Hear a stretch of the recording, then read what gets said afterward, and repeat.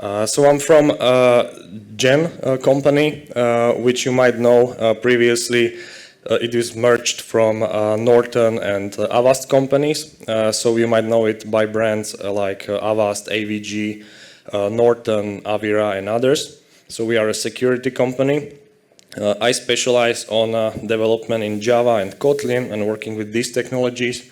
Besides that, I work with Spring and also many cloud technologies, so Terraform and these kind of things. Domain-wise, I work with security and IoT-like applications, but previously I worked also with banking and insurance domains. So let's check how we can easily explain some of the problems you might find. I didn't choose a domain of security and devices and these things, so it is simple enough for us. So you can see I chose 3 simple services which you might find in many examples over the internet, like the order service, stock service, and notification service. So it might be something like e-shop where you place an order for some product which is on stock and then something happens.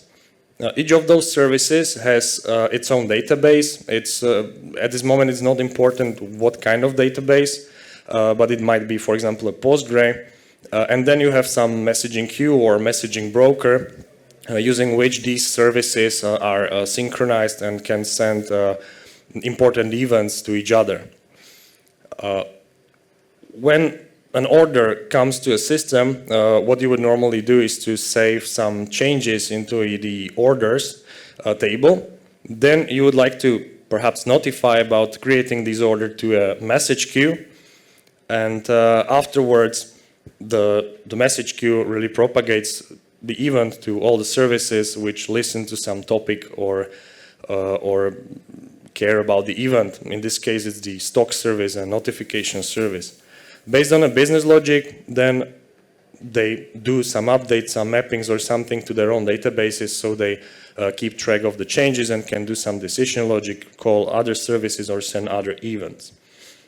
So in this case, there might happen several problems. One of them might be that you are updating a database under one transaction, and then you are sending some event to a messaging queue, which can fail. Additionally, sometimes in the existing systems, you have already several applications which have their legacy code and legacy problems. And sometimes you want to do some batch updates using, let's say, a REST API post. So you do something like update this when, where some conditions are met. And then you have to determine what you've updated and send the events to a messaging queue about those updates, for example, which might not be that trivial as it might look like. So let me explain more detail the transactionality problem. At the beginning, you have a begin transaction. Then you do some data modification. You store something into the database. Then you create an event which might be different from the data structure that you are using for the database. And you send it to a message queue. Then you do the commit. When there is a failure to send an event, you might have really robust message broker, but still you might do some configuration problem. There might be some network latency and some timeout happens and so on. So in this case, when this point fails, your transaction is rolled back and everything is okay. But if it fails on a commit phase, that you are not able to store the information into the database after you've sent the event, even if you are using Spring transactional annotations and these things, you have a problem because you've sent the event, other services react to that event, and you roll back your database. So it's not true that you accepted, for example, the order. You might change the code to begin a transaction, do the modification, and then perform the commit, and afterwards to send an event. But it has another problem. If the commit fails, again, everything is okay because it gets rolled back. But if the create event fails, you already have changes in database and you didn't notify about those changes into the messaging queue. You can roll it back like manually, but it is a problem. It's not that easy always. And the other thing is that if you have your system with high traffic, the data might already change again. So you would have to determine which changes are yours. So if we check the problem in more detail, and we have the orders service which stores changes into the orders table, and you have an outage of a messaging queue, one of possible solutions might be to store those failed events somewhere and then try to reprocess them when the messaging broker is available again. This might be useful also for other things. For example, imagine you have the other service, the stock service, which consumes the event, and it has a problem consuming that event because, I don't know, developers made some mistake and now they are throwing away events for some reason and there is some bug. The benefit of this is that, again, if you would have some storage of those same events, you might be able to reprocess somehow those events for that, not for that service, but if you have idempotent consumers, you might reprocess them at all and the service could somehow fix its state. So from this, the common problems are the transactional unsafety, additionally the error-prone sending of the events, and you don't have track of those sent events. If you are using Kafka, for example, of course there is some retention period and you might know that you can query for those events for some time and you can check the history from Kafka itself, but some messaging brokers don't support that, for example. So we were trying to search that solution and we found possible areas which we could check. One of those was two-phase commit, which is like a legacy thing, and you might deduce now that we wouldn't like to use that. Then we could use database which supports streaming. For example, you have AVS Dynamo, Google Spanner, which out-of-box support producing events and consuming them from some streams or producing those events into some messaging brokers already. But I will get to that later, why we didn't choose that solution. Or you could use something like a transactional outbox pattern or some other solution that is provided there by a database, which we decided to use. So if we check the two-phase commit, it has high complexity, it's blocking, performance is the problem there. So we didn't want to use that. The problem with the AVS Dynamo, Google Spanner, and other database-like solutions which would support that could not be used in our case because we already had certain DB stack. We have mostly Postgre and Cassandra in our solution, and migrating those applications and transforming the business logic to support Dynamo, for example, would be too problematic for us. So we decided to use a transactional outbox pattern, which means that you define certain table where you store those events and that table is read by some different process, and information that comes to the event outbox table is then pushed into some messaging broker. There are two basic implementations how to get those messages from the table to a messaging broker. One is the polling publisher, where you can have an application which in some like read committed transaction reads the data, pushes that to a message broker, then commits the transaction to the database and so on. But the better solution for us was the transactional log tailing, which I will explain on the next slides. So we have here the order service, and you can see that it stores some information into the orders. So in the ideal solution which we wanted to achieve, we would create some standardized even outbox table, and we would enable creation of a transaction log. For example, on Postgre, it's called a write ahead log, where it stores the information when the transaction is committed, so it really reflects the state and the changes on a table, and it's safe by a database. There are alternatives in Oracle, for example, is a log miner and so on. And this way, your service only modifies the orders and even outbox table, or even if you don't want to use the even outbox, you can modify only the orders table and monitor that into the transaction log. And then you have a component called message relay, in this case, like a generic name, which reads the transactional log in a transactionally safe manner and publishes those changes into a messaging broker. As you might see, the messaging broker has a question mark there, and that's where we had to check what kind of solution is there for us, because we didn't want to implement it on our own. It might be really difficult. So as we are on a Google platform, we checked the Google data stream. Then we evaluated the Debezium, about which this presentation is, and we checked also some other solutions that are there. So the Google data stream, the benefits of it is that it's a managed solution, so we don't have to do the difficult configuration management and so on.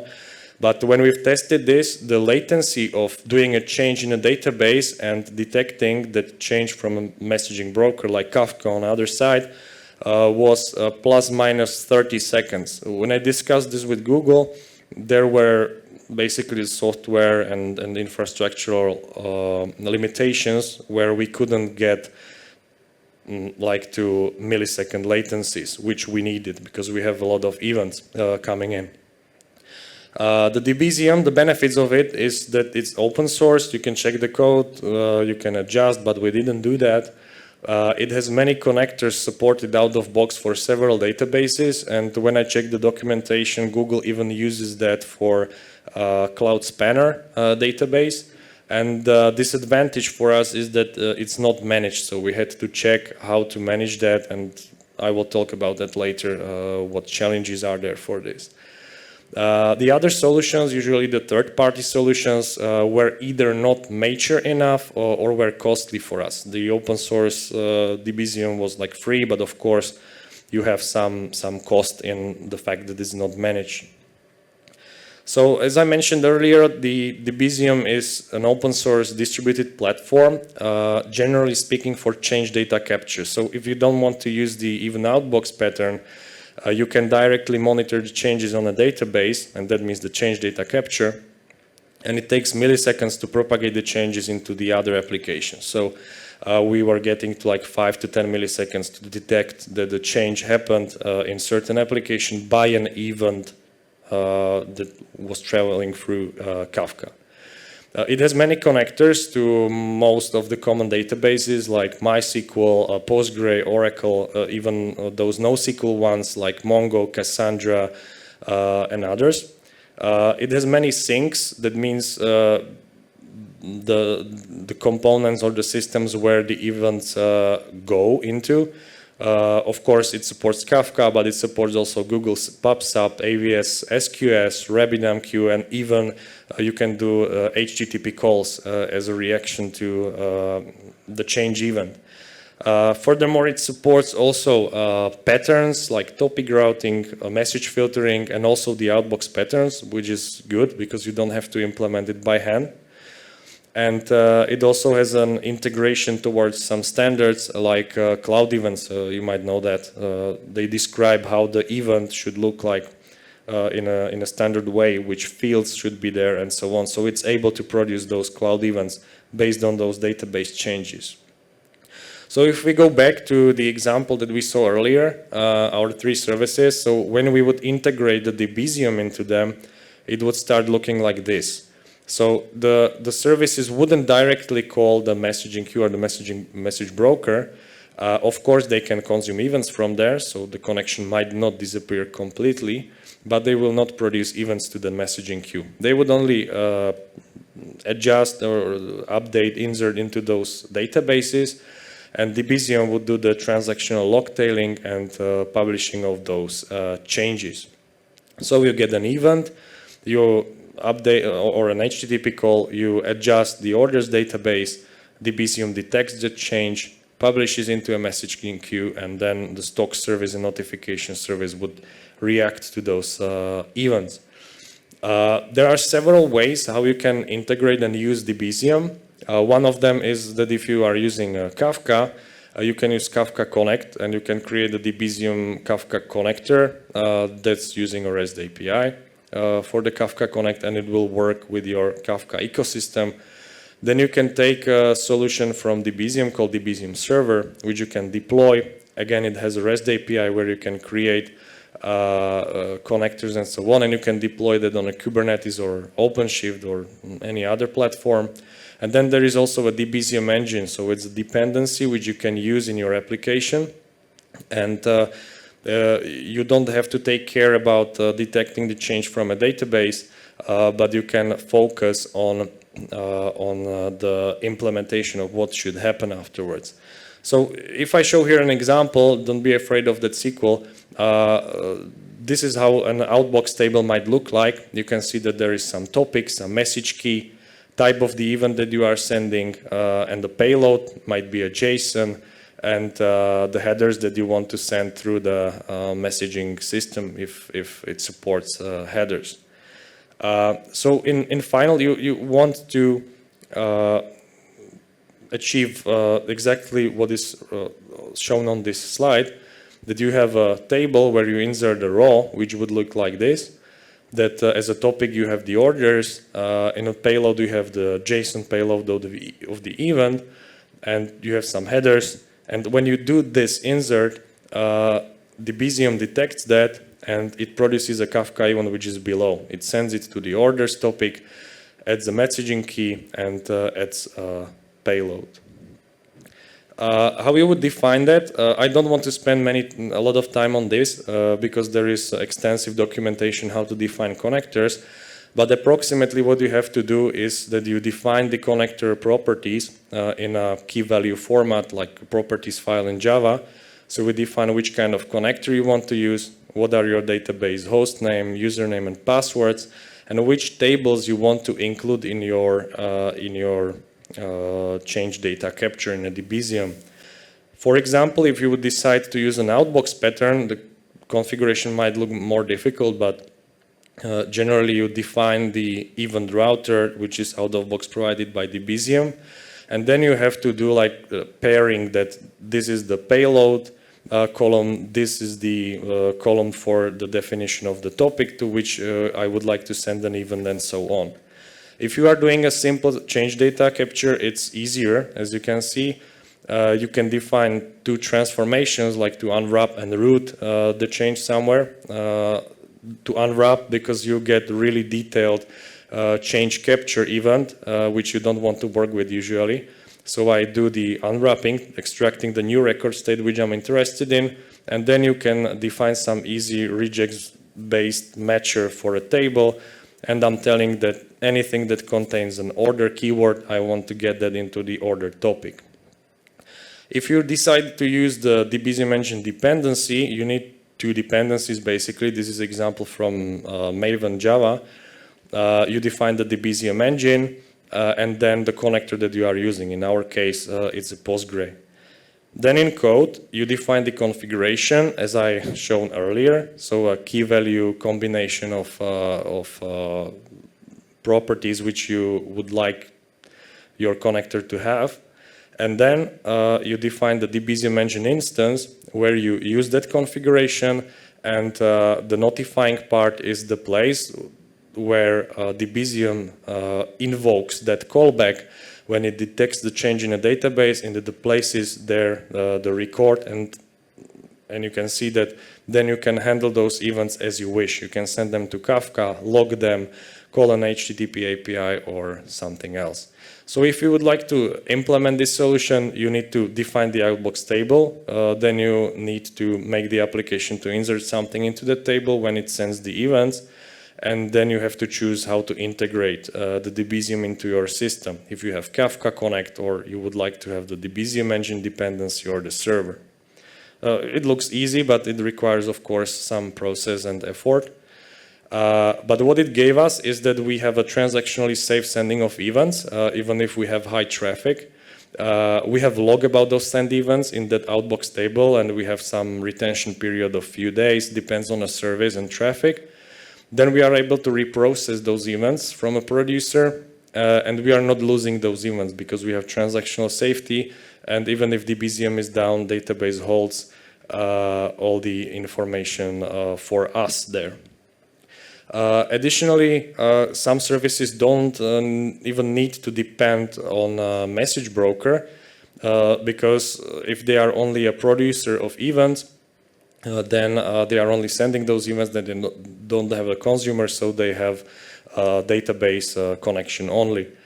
And when sometimes you are fixing a really complex problems on a production, which can happen even if you have like pitch perfect software, the events for debugging are in your database, and you are basically able to select and even reprocess those events with some easy update in a database.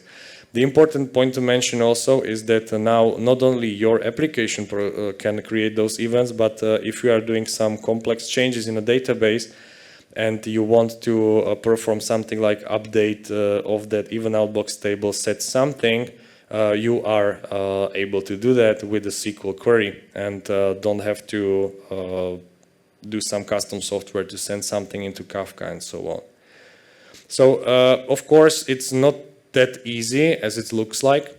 There are some challenges. This slide might look funny, but always check the documentation in detail and consult your DB admins, because they usually know some specifics of your setup, some things that might not be done in that standard way, and you can prepare for that integration. For example, in our case, it was more difficult to explain why we need that, because it presented certain risk during the implementation, but it was successful, and now we see the benefits from it in almost each service.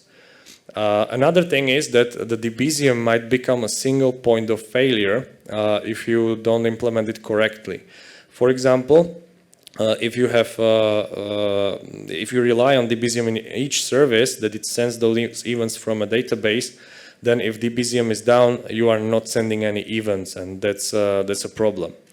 How we can solve that is that you have more Debezium instances based on some groups of the applications. Ultimately, you can have even several Debezium instances for one application, meaning for one database, but that might be an overhead and depends on your traffic. But for example, you can have one instance for 5 apps, another instance for another 7 apps, and so on. So if one of those Debeziums has problem, or you are doing some major version upgrade and you are not sure about it, you break only part of your applications for some shorter time and not the whole system.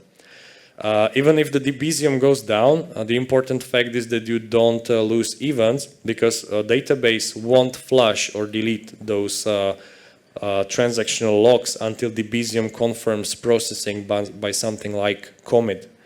So even if you turn off the Debezium and turn it on after 1 hour, it will process changes for the things that changed in that 1 hour, and then continues processing the new ones. So you are safe in this case. However, the monitoring is always important, so you ideally you need to know about that problem soon enough, so you don't have your system outdated by not sending events. You can have even 2 or more instances for 1 DB for 1 table, but then you are duplicating events because you need 2 replication slots for 1 database, let's say for 1 or several tables, and duplicate events will happen. I saw some solutions where they implemented the duplicator afterwards, but that depends on your use case. We use one and tolerate certain possibility of outage, but so far it happened once or twice for like a few hours maximum, and it was not that visible from a customer side. If you want one Debezium and use Kubernetes, then be careful and use rather stateful set than replica set for definition of a deployment, because if you use replica set, you will generate duplicate events during the time of the deployment, because it will start up another Debezium and then turn off the old one. We have also multi-zonal and multi-regional databases. So for zonal redundancy, we had no problems to solve. We are using Google Cloud SQL with Postgre, and it was syncing out of box the WAL logs for us. And regional redundancy, I think we don't have. But what you have to be careful about is that you need to propagate the transactional log to other regions so it matches, meaning that if the new Debezium connects there, the WAL logs should be, I'm talking now more in detail about the Postgre, the WAL logs should be matching, or you can have another instance running in another region, and you will handle that in an application logic, for example, the failover to another region. Regarding the monitoring, it is not like a challenge, but like a tip, because you have many metrics already in the Debezium engine. So it's like processed events per second, some lag, how many events are you behind the database, and so on. But good thing is to also introduce metrics which check Postgre or the database state. In Postgre, it's the state of the replication slots. So we are now checking also if the Postgre thinks that it's okay with Debezium, and additionally you are checking if the Postgre sees that the Debezium is connected and is processing those WAL logs. If any of those metrics shows you that it's down, you should resolve those problems. So if you check again how the services look like, we have one addition there, that we have the Debezium, but we are not adjusting Debezium configuration inside the Debezium custom application that we have. But we have a REST API there, and we've implemented some helper annotations where developers can annotate their JPA classes or their code in those services, and then those services on a startup by a REST API or an event call the Debezium and register a new connector or update that connector and so on. So we don't have to remember to change something in Debezium when you are deploying a new version of the application, because everything happens on the background when the application is deployed. I also wanted to show you one more case, and that's I had a special requirement from outside of the company that they have an on-premise infrastructure where there is a legacy application that they don't want to touch, and then there is some database, Oracle in this case, and again they don't want to make many changes, but the applications are migrated on Azure Cloud, some of them.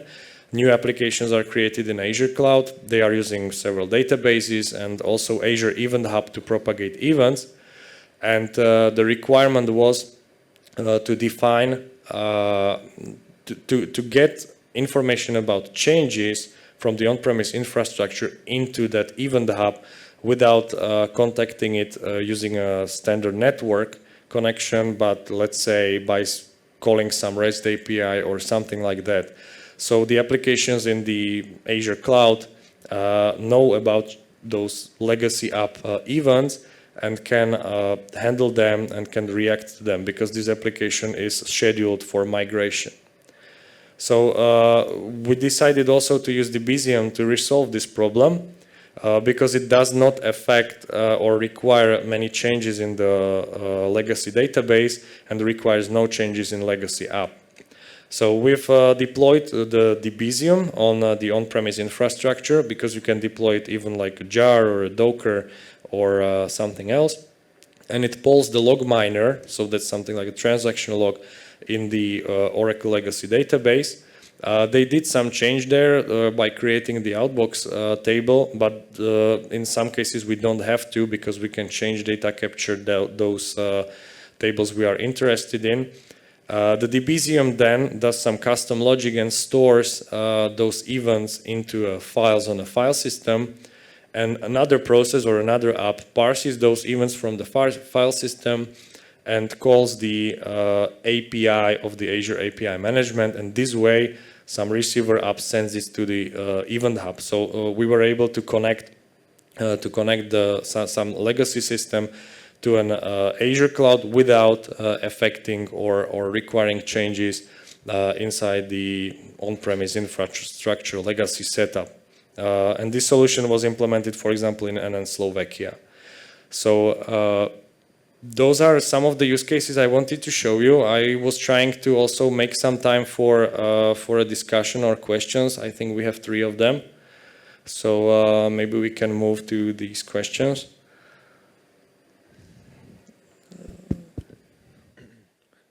The first question. Let's imagine situations that the Debezium was restarted. Can happen that the events from the DB log would be published twice?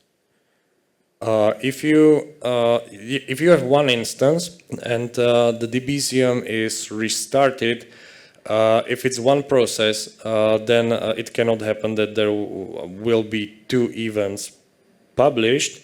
But generally speaking, and from experience, it's good if your consumer tolerates delivery of at least once approach, because then if you have such idempotent consumer, meaning that if you receive the event several times and the result is the x+1 time the same, you save yourself a lot of problems.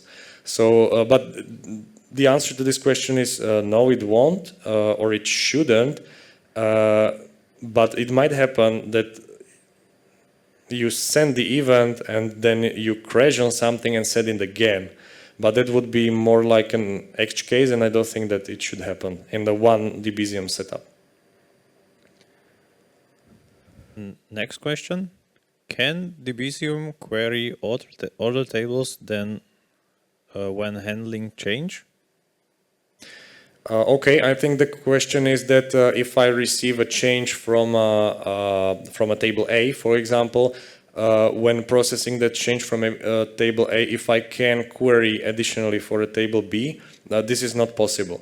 You can implement such solution when you are using the custom Debezium library. So when I was showing that code with notifying, you can do a query there, but you have to be careful to be really fast, because the query to a database might be slow, and the Debezium engine is good that it's simple and it's able to process a lot of events per second. So it's not out of box, it's not possible to query other tables. So either you have to design the system to be able to do that, or other application or other consumer can consume that event produced by Debezium and enhance it with some extra data from the table you might need. But it's not able to do selects out of box.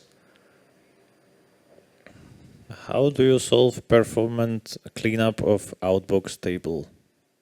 Regularly, we are trimming that table. It depends. Yeah, we are trimming the table, and we are also sending some of the data to a storage. So it's not really that we have in that particular table like 5 or 10 days of information, because that would be too much. But the retention period depends on a service, because some of the services handle like 7,000 events per second, some of them 100 events per second. So they have different setups based on how big load is there and what's the criticality of those events.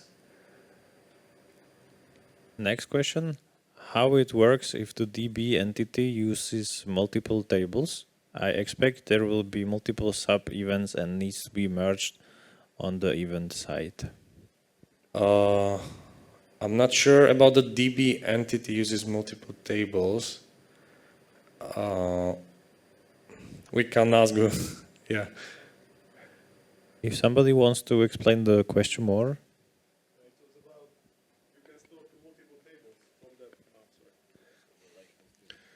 if you have a more complex entity, you can store it to multiple tables. And by entity, you mean some JP entity or a database entity? JPA.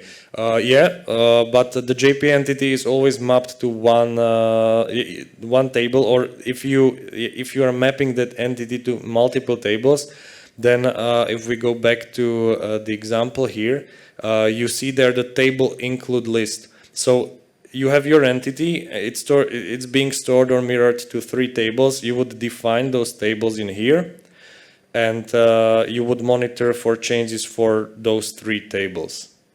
And then you are able to, for example, in this easier case, you are able to define a logical table router, so you can, those 3 tables, you can route them into one topic if you want, but you can route them into 3 separate topics. It's up to you and how you define that connector. And last question, how did you overcome Event Hub hard limits, like 1 megabytes message limit? That's a good question. We didn't have yet any bigger rows than 1 megabyte there. So our rows in a table have have several columns. As we are working with more like IoT-like environment, we have rather simple model and a lot of traffic. For example, in banking and insurance, you might have less events and more complex model where this might happen. I'm not sure about the performance of the database when you have such big rows. Even if working with big table, it's possible. But for big table, for example, I wouldn't use Debezium. So. And it's not recommended, I think, even to use such big events in Event Hub or Kafka or other systems. I'm not sure if from here the question was asked or from outside.